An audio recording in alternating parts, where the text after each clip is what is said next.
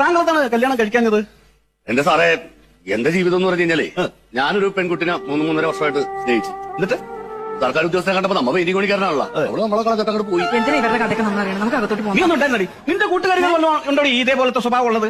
അല്ല, നിനക്കങ്ങനെയുള്ള സ്വഭാവം ഇല്ലെന്ന് എനിക്കറിയാം. കാരണം ഇവക്ക് അങ്ങനെ ഒരു സ്വഭാവം ഇല്ല. കാരണം ഇവിടെ കൂട്ടിലിട്ട് വളർത്തിയതാണ്. കുട്ടി പെണ്ണാണ്, അയ്യോടാ. പക്ഷെ മിടുക്കിയാണ്. അങ്ങനെ പിടിക്കാം. എന്നിട്ട് ബാക്കി പറഞ്ഞില്ല? ബാക്കി എന്ന് പറഞ്ഞു കഴിഞ്ഞാൽ ഞാൻ പറഞ്ഞില്ലേ, ഒരു 3-3.5 വർഷം ഞാൻ അവളെ സ്നേഹിച്ചു. ഞാൻ അവൾക്ക് മേടിച്ചു കൊടുക്കാത്തൊന്നുമില്ല. മാല, കമ്മല്, മാക്സി, പാദസ്വരം, എന്തിന് കൃഷ്ണന്റെ പടം വെച്ച മോതിരം വരെ ഞാൻ മേടിച്ചു കൊടുത്തു. കൃഷ്ണന്റെ അല്ല, രാമന്റെ ആണ്.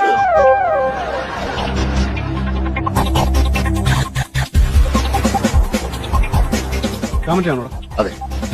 കണ്ടോ, അവളെ കള്ളം പറഞ്ഞ അവളെ കണ്ടുപിടിക്കുന്നു. അത്ര പൊട്ടിയൊന്നുമല്ല, അവള് മിടുക്കിയാണ്. അതെ. പൊട്ടിയാന്ന് വെറുതെ വിചാരിക്കാം, അവള് മിടുക്കിയാണ്, മിടുക്കി. എന്നിട്ട് ബാക്കി പറ. ബാക്കി എന്താണ്, അവള് ലാസ്റ്റ് നമ്മളെ തേച്ചിട്ട് പോയി. തേച്ചിട്ട് പോയി. വേറെ കല്യാണം കഴിച്ച് സുഖമായിട്ട് ജീവിക്കുന്നു. വാ, പണി എടുക്കട്ടെ.